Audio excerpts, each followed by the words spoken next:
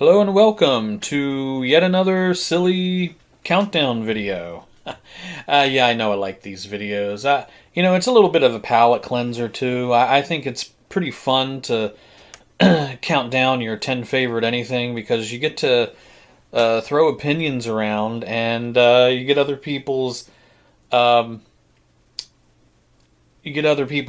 about it, and you can all talk about something in a nice and civil way, right? So that's one of the coolest things about a top 10, top 20 video, right? And why not make it about RPGs? And not only that, but make it about my favorite RPG characters. Yes, because this is a list I've been wanting to do for a while because I think when people examine a role playing game, when people examine any game, but especially an RPG, they look at the combat, they look at the storyline, they look at maybe the music, they look at maybe even the graphics. Look at the art design. That's all good, but you don't see too many people actually examine the cast because I really think a good cast of characters in an RPG, especially your party members, is what takes a good role playing game and makes it great, or even a sucky role playing game and makes it good. There are a lot of games out there a lot of RPGs that have really lackluster um, party member rosters. And it's like, you don't, like, for instance, and I know people might get mad at this if they like the game, I love Lufia 2's combat and gameplay, but I never really cared for any of the characters in the game. Same thing with the first Lufia. Like, the first two Lufia games, I liked the gameplay and I liked the puzzles, and I love the dungeons, but the characters never did anything for me. It's weird like that. I always thought that Wild Arms was a better version of Lufia because it had the same gameplay loop, the same kind of combat and the puzzle dungeons, but the characters in Wild Arms were significantly better. As a matter of fact, one character that's not in this top 10 list is Virginia from Wild Arms 3. You could probably put her as the 11th character because I did like her in Wild Arms 3.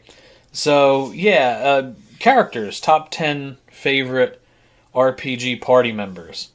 Now, before I continue with this list, I want to make something very clear, is that some of the characters in here aren't necessarily party members, as in, like, you select them to be in your party. The definition I'm going to use for this list is any character that joins you and fights alongside of you for any length of time during combat in the game. I know that seems really kind of nebulous and maybe a little wide-ranging and broad. I get it. But you'll see what I mean when I go through this list. I'm basically talking about any character that joins your character and fights alongside of you for a significant amount of time. Okay, so we got that out of the way. Coming in at number 10 in this, let me count down the characters. Let's see what I got. 4, 5, 6. Yeah, coming in at number 10 is probably my favorite character out of all the Star Ocean characters. Although I did like Nell in Star Ocean 3. But my favorite Star Ocean character, and probably the funniest and best acted character of the remake that they made, that would be Welch. Welch Vineyard. You know what I love about Welch Vineyard is she's a dork, and she doesn't really hide it. It's presumed that she's a hacker from the outside dimension, since all of Star Ocean is actually a video game. Like, literally. It's very meta. So it's a simulated universe, and Welch is presumed to be a hacker that exists in the world that created the simulation. That's why she knows all the secrets and drops out of midair, and she likes to mess. She basically just goes into the simulation to hit on cute guys. That's her sole motivation in the game world, which I thought was so cool. That's what makes her such an endearing character, I think. Her character design is cute. She's voiced, I believe, by Melissa Fawn, which is one of my favorite voice actresses. Just a hilarious character. And if you played the Star Ocean 2 remaster that came out last year, yeah, she really is the hardest character to pass up. She's so fun to have.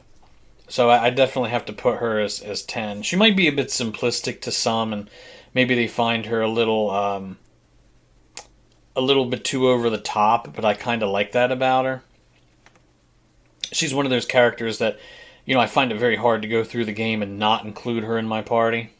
So, given the number 10 spot to Welch.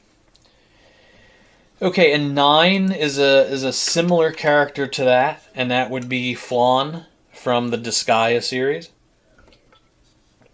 Now, Flawn's very interesting. Flawn is voiced by my favorite voice actress, and that would be Sandy Fox. I really like Sandy Fox. I know someone might say, but she only does one style of voice. Yeah, but she does it pretty well. So, stick that in your pipe and smoke it. But, actually, I should say that lady who voiced V, the female V in Cyberpunk, she probably is becoming my favorite voice actress, but I'll have to listen to more stuff that she does. But Flawn, getting back to Flawn here, I love Flawn because I think she's like basically autistic. I think she's a female autist because pretty much she's so incredibly oblivious to everything, but yet she's incredibly smart, and her obliviousness is kind of like her secret power.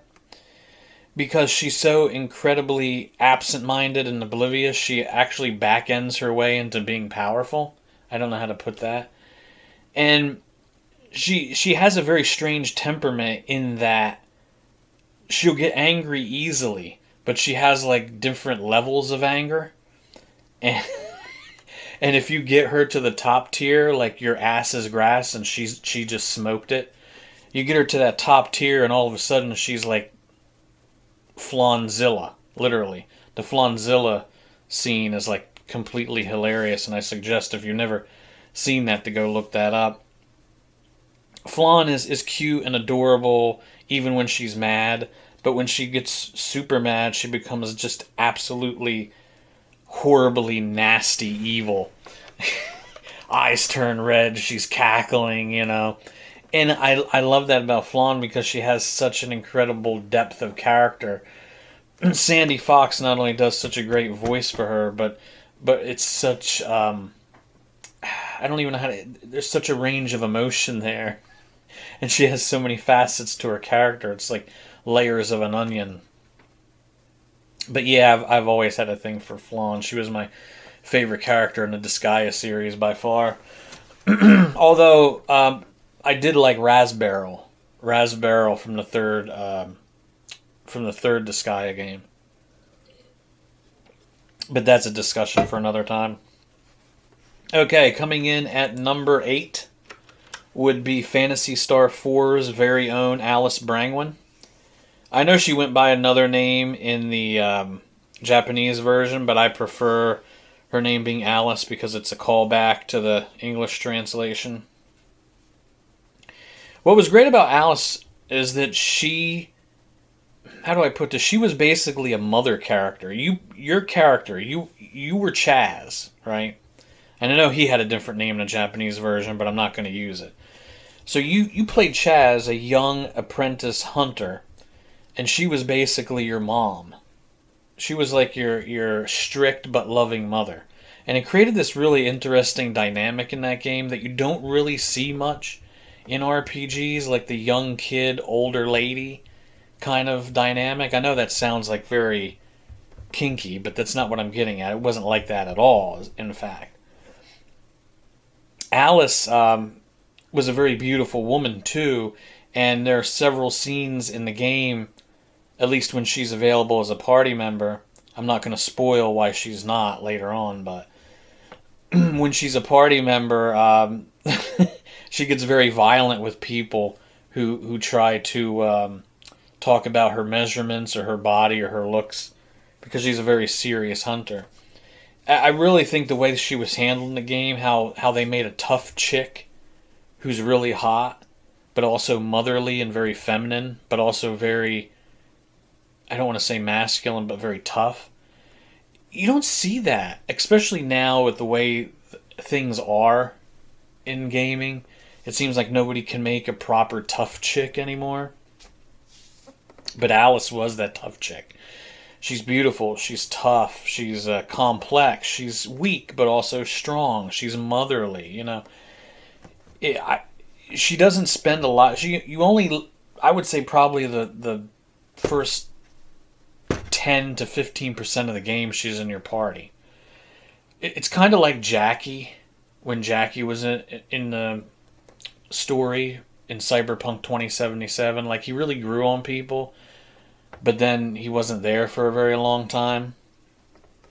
But even though he wasn't a part of the party anymore, just like Alice wasn't a part of the party, her presence was still felt, and it colored everything that happened. And all the interactions that would happen in the rest of the game were kind of influenced by Alice's, what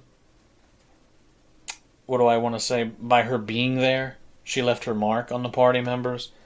So yeah, she was definitely one of my favorite characters of all time, no doubt.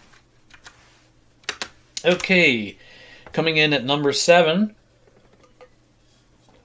I don't know if this is going to be cringe or people are just going to laugh at me, but everybody has a JRPG waifu, I guess, and I guess mine would be number 7, and that's Chie Satnaka. So Chie from Persona 4. I'm not a really big fan of the post Persona 2 personas because I don't like the social link systems. But Persona 4 was the one I actually went through. I never beat 3 and I never beat 5, but I did beat 4 twice, in fact, because I just loved Chie so much. She was so great. I knew a girl like her once. I dated a girl like her once.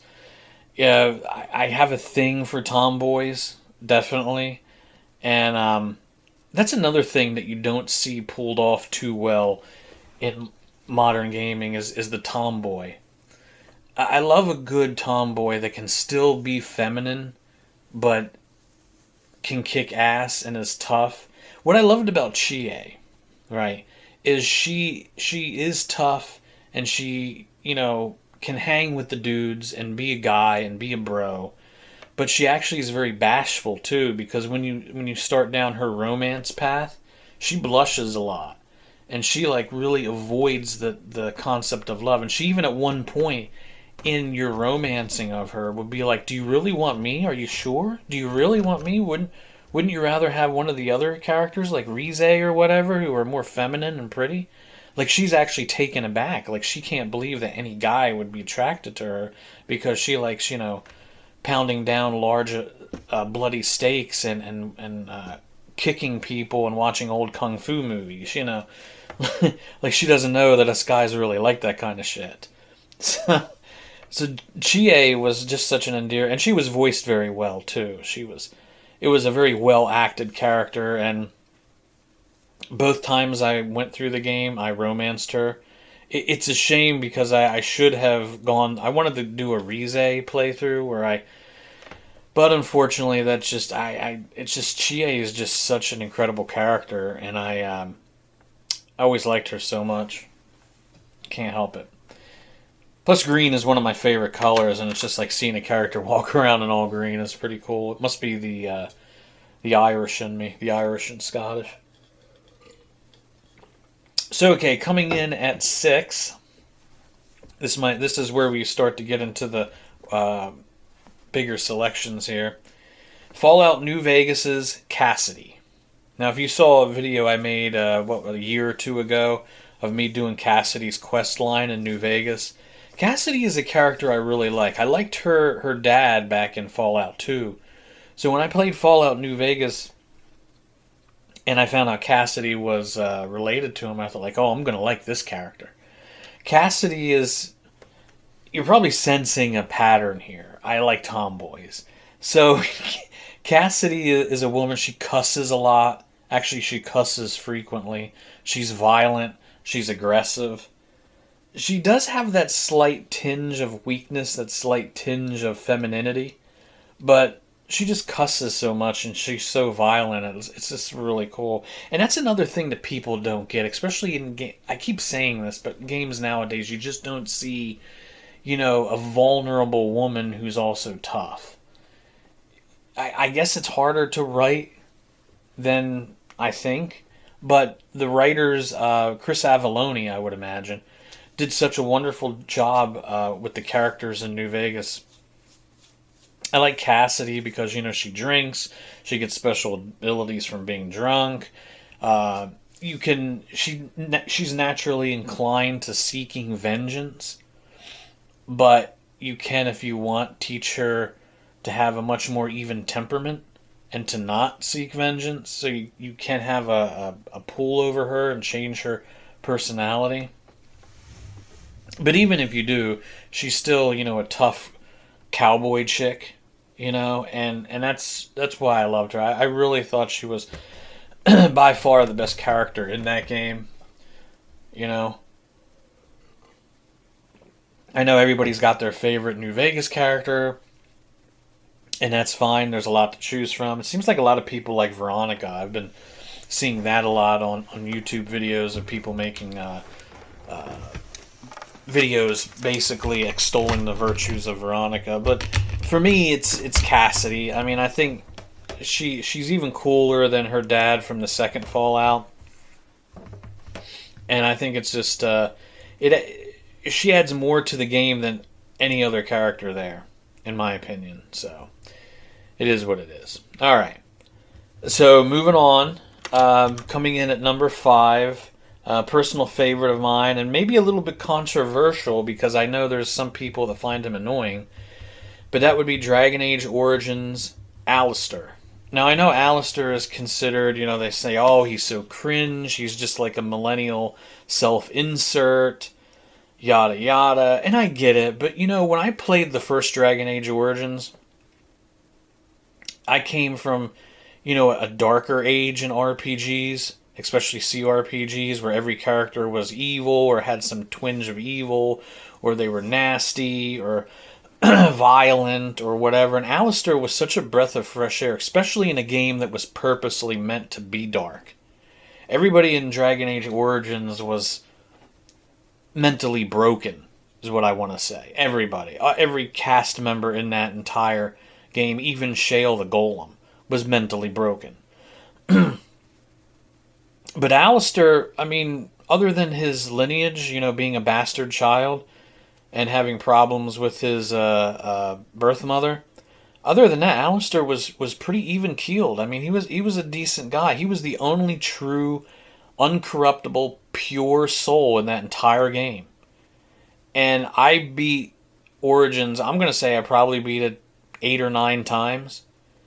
And I never once, even though I never once betrayed Alistair at the end and sided with Loghain. I just could never bring myself to do it. Because Alistair is so pure and so sweet and so innocent. I even at one time made a female character, a female noble, romanced him, married him, and ruled with him as king and queen at the end of the game. Because I felt that poor Alistair needed a happy ending. Like he needed to fall in love with somebody and actually, get his piece of the pie. So it's kind of sad though, because if you do fall in love with him in the game, you eventually leave him anyway, and he becomes lonely again. So whatever. But Alistair was one of those characters that I could never. I loved him so much in the game that I could never betray him, and that says a lot. That's very good writing, really. If you have a character that's so well written that I treat him like a normal person and I can't betray him, that's pretty impressive. So I think that was David Gator himself who wrote the first Dragon Age. So all in all, really good game, of course, and really good character. And I still, he's my favorite character in Dragon Age, and I was always happy to see him make cameos in the game, like he made in Dragon Age 2, and he made in Dragon Age Inquisition. Okay, so moving on, we have number 4, And my fourth favorite RPG party member of all time is none other than Baldur's Gate 1 and two's very own Minsk. Yeah, I know, you saw that coming, didn't you? Minsk, look, and I know he's another guy that a lot of people call cringe now. I guess he hasn't aged very well. Unfortunately, a lot of people look at him now and they say, like, Alistair is a millennial insert and Minsk is a millennial insert, and it's just a cringe character. He's so cringe. He wasn't cringe in 1998. He wasn't cringe in the early 2000s. The first two Baldur's Gate games, he wasn't cringe. I don't think so. I guess it was different times. I was 22 years old when the first Baldur's Gate came out. I bought it Christmas Eve 1998. And I remember he was one of the first characters I got. And it was such a... I don't want to say it was a breath of fresh air, but it was such a weird thing because, like I said, CRPGs were always dark, especially the ones in the 90s, and to have this character who was bright and happy and a little goofy and sort of like the comic relief of the party, but he was also sweet and endearing and compassionate and loving. It was weird. I mean, I thought, like, Jim Cummings does the voice for Minsk, and it's just absolutely fabulous. It's one of the best voice actors of all time, really. And he did played such a good role with him. Minsk is a hard guy for me to betray. I've only played evil twice in the original Baldur's Gate games. And it always breaks my heart. It really does. To do anything bad to Minsk or to reject him. Because I view him as a real person, And I think that's the mark of a good character. I mean, he's goofy, yes. The whole Boo thing, miniature space hamster, we get it. But even if you talk to, like, Dynahair in the first game, Dynahair mentions how, he may be hard to handle and he may be a little annoying, but he actually is the sweetest, most pure guy that she ever met. And that he wouldn't harm a fly, and he would do anything to save your life. And I think that's a wonderful thing. I think just like Alistair, Minsk and Alistair are sort of like the same kind of character. They're just so anti whatever the world. They're anti darkness. In a world of darkness, they are the anti darkness. Does that make sense? And that's, I think, why they stand out so much. And there's also a thing in Baldur's Gate 2 where Minsk can. I don't know if I'm spoiling anything. I might have mentioned it in an earlier video, but he can take Aerie, the little elf girl, can take her as his new witch, and he regains a sense of worth because he treats her the way he treated Dynahair in the first game. And I think that whole quest line with that little mini quest line with him and Aerie in Baldur's Gate 2 is my favorite part of Baldur's Gate 2. It's so touching to have him be able to heal that wound that's left over from the first game. To be able to have that closure, to be able to feel whole again. And that's why whenever I play Baldur's Gate 2, I always pick up Aerie just so that he can have that bit of closure. See, I'm a sensitive guy, right? That's what RPGs are about. It's about feeling emotions. Sure, we like our turn-based combat. We like to kill things and build levels, but when it comes down to it, gosh darn it, it's about emotions. It's about feelings. It's about actually caring about the characters on the screen. They're not just ones and zeros. They're real people to us. And I know that sounds incredibly cringe, but just deal with it. Okay, so what number are we on? We're on number 3, yes. So my third favorite RPG party member of all time would be Chrono Trigger's Frog. Yes, Glenn. Glenn, that wonderful little knight. I don't think he's any relation to Chrono Cross's Glenn. It was just a recycled name. But I loved Frog's story because, the more you hear about it, I'm probably spoiling it if you haven't played it, but oh well. He was a shy, weak, unassuming squire to a more powerful knight. And even though he was weak, he stood up to a very powerful person, Magus, and he unfortunately got cursed and he turned into a frog. Now, instead of feeling sorry for himself, that's where he grew as a character and became powerful and decided that he was going to be the brave knight and the defender that he always felt he should have been, that he could have been. And Frog is a man of great conscience. He's a man of great person. He has discipline. He's very honorable. He's everything you would expect a knight or even a paladin, I guess you could say, to be.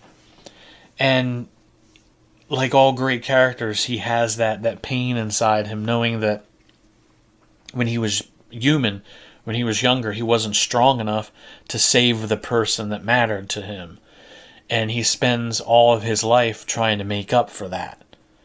And it's a hurt, it's a pain in him that even after the credits roll, at the end, it's a pain that never goes away, whether he's human form or not. I think that was great because it's cliche, but pain does make for a good character.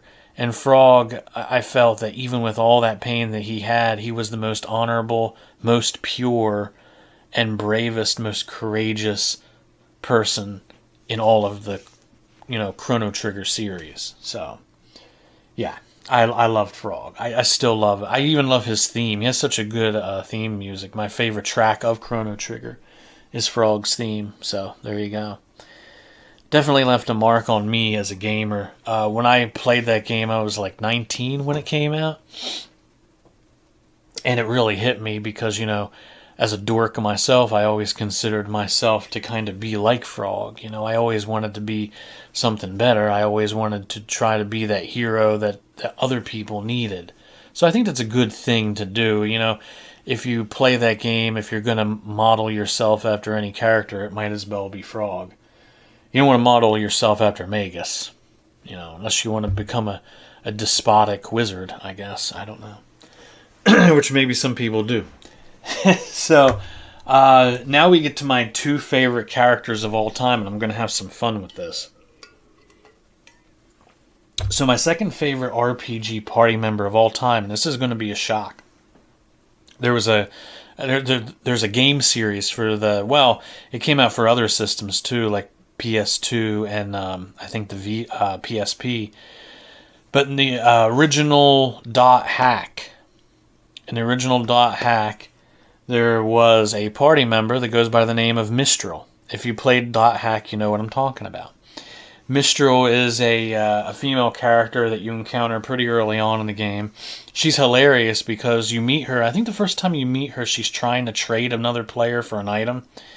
But the player refuses to give her the item, and she's like pouting in the corner like, oh man, I really needed that gear I needed that item. My character sucks.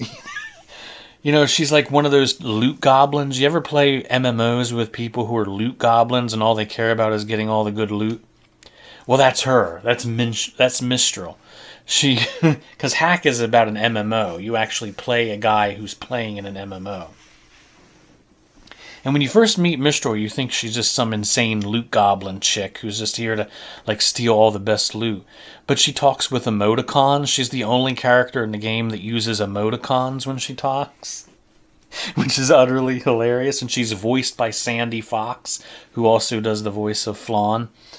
It's like, oh god, Mistral is hilarious. But as you play with her, she really shows how incredibly compassionate and sacrificial she is. She's always there to help you. She is always there. I mean, she'll ask you for items and kind of quietly kind of nudge, wink, wink, beg for stuff.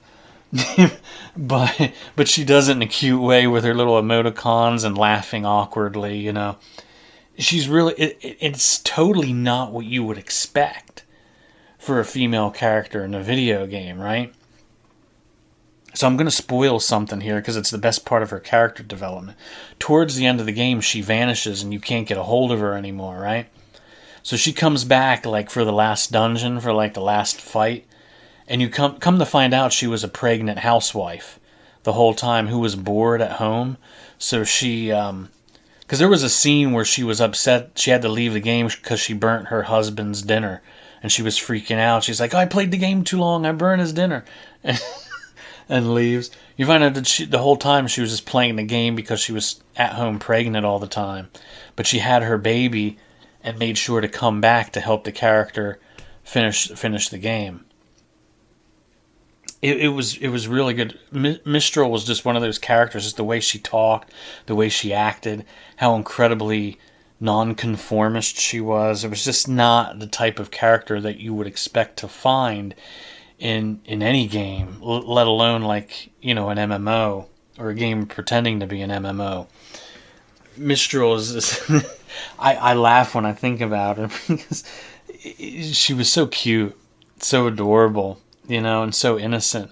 But at the same time, she had that annoying edge because she was an item beggar. She was a loot goblin, So it was a neat little juxtaposition, or whatever they call it, It was interesting because you had just two extremes that sort of went together. I don't know. Mistral I really loved. Definitely one of my favorite RPG characters of all time, party member or not. Okay, so that leaves us with number one, my number one favorite RPG party member of all time.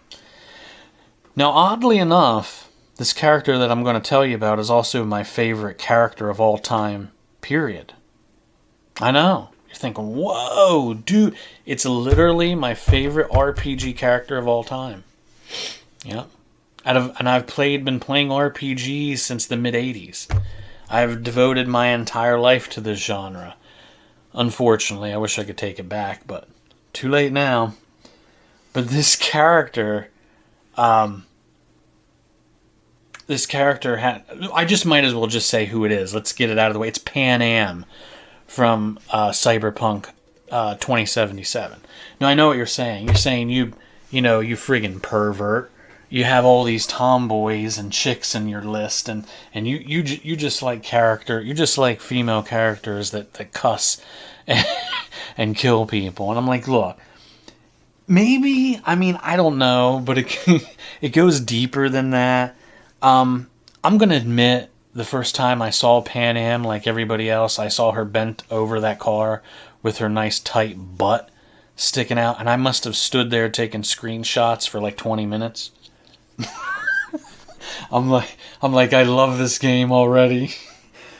But honestly, even though, her looks are what drove me to it, because, I love... Here's the thing. Most of the women I've dated in my life have been dark-eyed brunettes who are tomboyish. It's just my type. I can't help it. And when a woman cusses a lot, that's a huge turn-on for me. So, initially, yeah, Pan Am was that character. She was that character who I was attracted to at first. But the funny thing is, as you play that game, Pan Am becomes your rock. She's the rock you depend on. Whatever path you take in the game, Pan Am is there. If all other avenues and pathways to the end game fail you, Pan Am is there to get your butt out of the jam. Pan Am is the only person in that game, outside of Jackie, who dies very early on. She's the only person in that game that you can 110% rely on.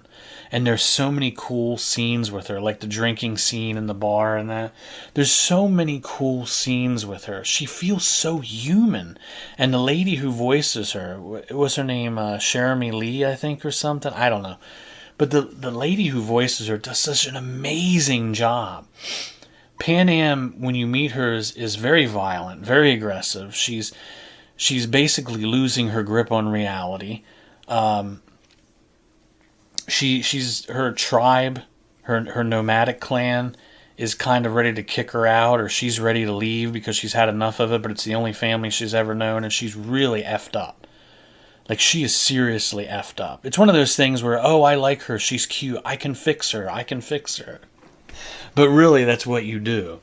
And Pan Am softens.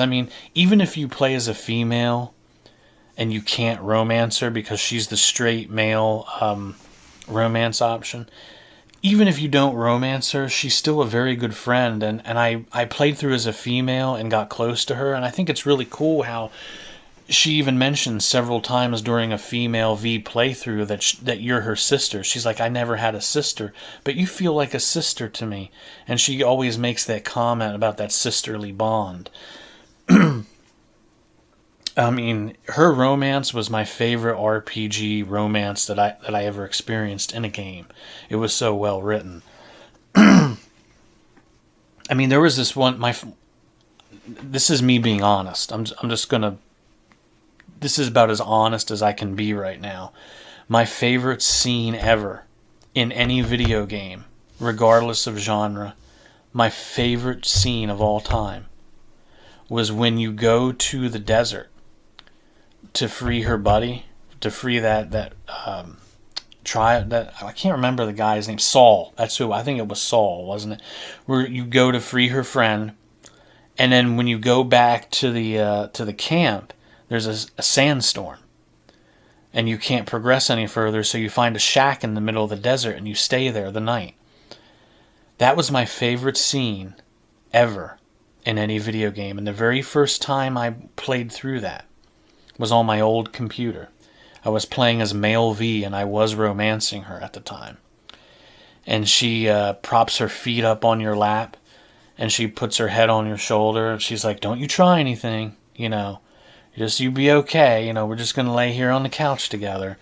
And she sleeps on top of you on the couch, and then the scene, you fall asleep, and the scene cuts to, like, the dawn, where the sun's just coming up and it's like really orange and low in the sky, and you go out there and you see her hopping on her bike ready to go off, and she's like, yeah, thanks, you really, and she's like really appreciative for helping you save her tribesmen, and she's like, oh, come back, we can talk sometime, get to know each other. And I remember hopping in my character's car, and that song came on, that one song in Cyberpunk where it's I Want to Go Home. Let me cue that up. Because people who played Cyberpunk, it was the theme song of the Netflix, it was the theme song of the Netflix cartoon for Cyberpunk.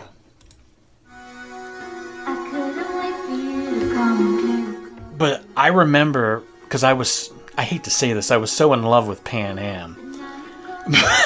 But I remember hopping in the car, and I turned on the radio in the car, and this song was playing.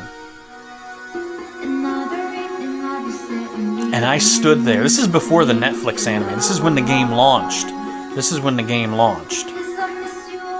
And everybody hated this game, and I loved it so much. I went in the car, this song was playing, the whole scene with Pan Am played out. And you can laugh at me, but I stood there in front of my computer and I was crying like a baby. It was that moment with Cyberpunk that I ended up loving that game. A game, very few games actually made me sit and cry in front of them. I could name them all on one hand. Final Fantasy VI's opera scene. Also in Final Fantasy VI, when Celis tries to end her life. The ending to Earthbound.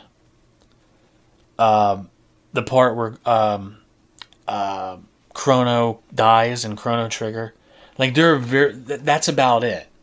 Those are the only times I can tell you where a game actually made me cry. But that moment in Cyberpunk, when that scene with Pan Am occurred, that made me love that game. And it really hurt to come online and see everybody saying, like, oh, Cyberpunk's the worst game ever. It's the worst game ever. I bought the game when it came out. And I'll tell you now, I had no bugs and no crashes in that game. I had a couple minor things. Once they patched it, oddly enough, I had a couple bugs, but I went through that game, and it was the most. It's still. I've been through it 3 times. I've beat Cyberpunk 3 times, and I still find it to be one of the most moving, emotional, heart-wrenching, beautiful. Just, I don't know. It's one of the best stories I've ever experienced in my life. And a lot of it has to do with Pan Am. Even if my second time I went through the game, I romanced River as a female V, and my third time I romanced Judy Alvarez as a female V. So, it's still Pan Am is just, even in those other games where I played a female that couldn't romance her, she still had that sisterly. It felt so good that helping her, because she's so vulnerable and so sweet, but she does have that tomboy edge where she will fuck your shit up. I just love that. It's gotten me in trouble in relationships because that's the kind of woman I'm attracted to, but still, that's what was so great about Pan Am. She was such an incredible character, and by far and away my favorite character I ever saw in any video game ever. In my favorite storyline I ever experienced in a video game ever. So, there you go. That's my top 10 favorite RPG characters. I will say that beating Cyberpunk, the first time when I chose the Pan Am ending, because I didn't know about the secret ending where you can go solo on Arasaka. But the first time, I remember as a male V looking back at Night City with Pan Am driving the car, and I broke down and cried again. I don't care. I'm not ashamed to say it, because even now, like, I'm having trouble like holding it back, because that game was so, especially Pan Am, just everything about her. That game was so well written, but Pan Am was just like off the charts. She felt so real to me. Just the voice actress, the way she was acted, the way she looked. She was the most human character that I ever saw in a video game, and probably ever will, until maybe the sequel. So who knows?